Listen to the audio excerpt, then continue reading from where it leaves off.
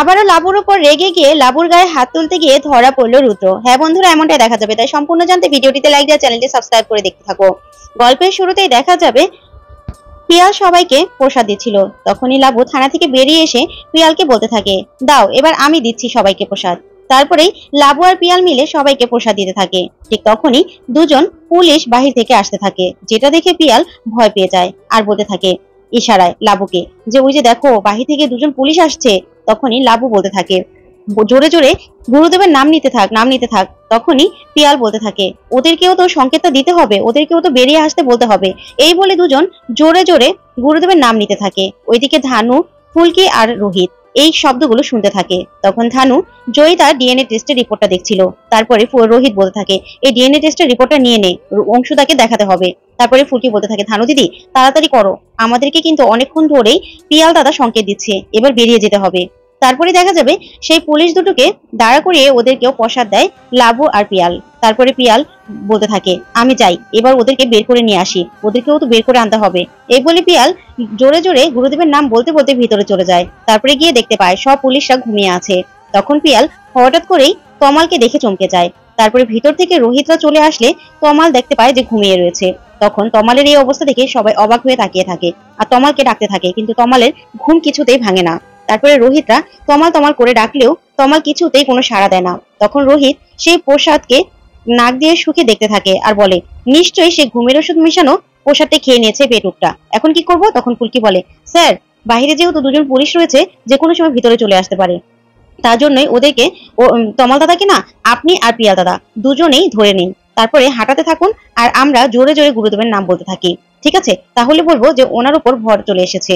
এই বলেই ফুলকির কথায় সবাই মিলে গুরুদেবের নাম নিতে নিতে বেরিয়ে আসে।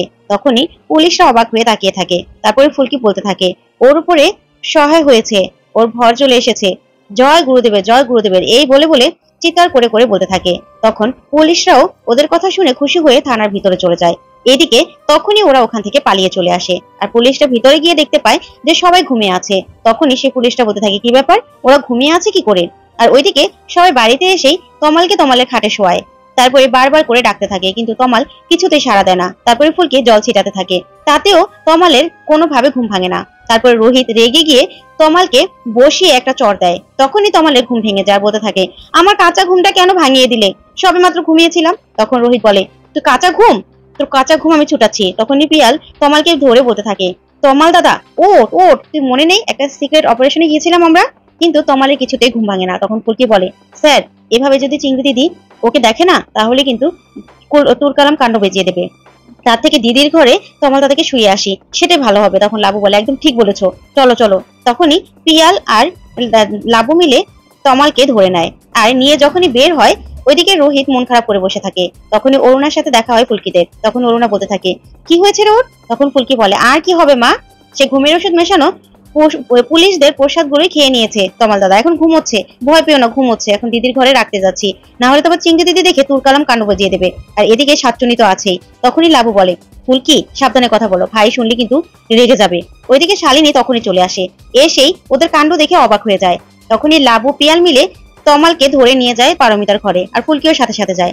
আর ওইদিকে শালিনী ওদেরকে দেখে মনে মনে ভাবতে থাকে কি ব্যাপার, ওরা এরকম ভাবে ছদ্মবেশ নিয়েছে কেন, এরকম করে সাধু সাধু একটা ভাব এরকম করে সেজেছে কেন?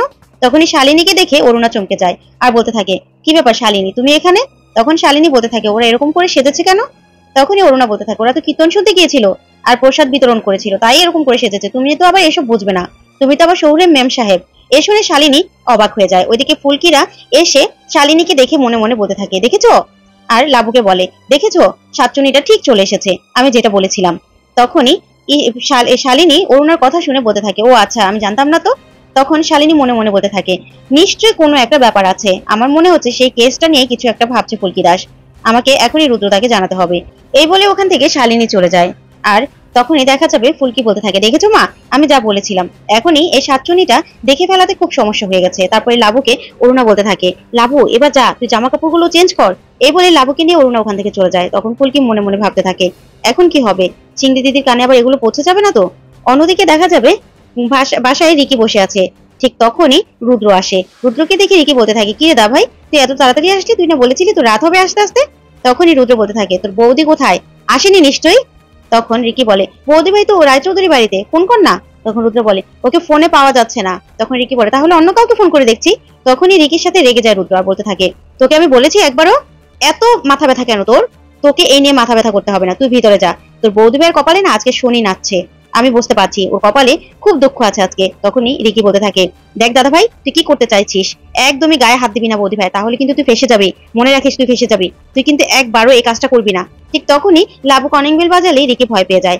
রিকি দরজাটা খুলে লাবুকে দেখেই লাবুকে ধরে বলতে থাকে, তুমি কোথায় ছিলে? দাদা ভাই তোমাকে ফোন করছে, তোমার ফোনে নিশ্চয়ই চার্জ নেই, তাই না? তখন লাবু বলে, হ্যাঁ সেটা হতে পারে। কেন, কি হয়েছে রিকি? তখনই রিকি বলে, না এমনিতেই, তুমি কোথায় ছিলে? তখনই রুদ্র রিকিকে বলতে থাকে, তুই মোবাইলটা নিয়ে ভিতরে যা। একটা ধমক দিলে রিকি ওখান থেকে চলে যায়।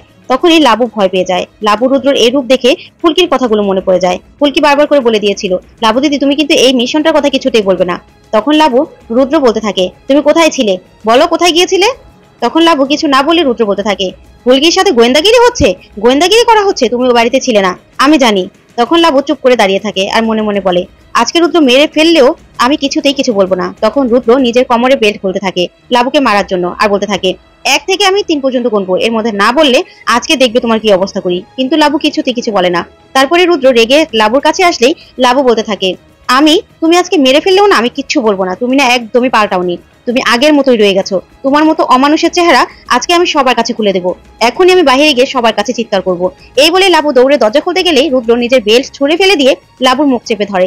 তখনই রিকি এসে ধরে আর বলতে থাকে, দাদা ভাই এরকমটা করিস না, ছাড় ছাড়। তারপরে লাবুকে ছাড়িয়ে রিকি বলতে থাকে, নাও জল খাও।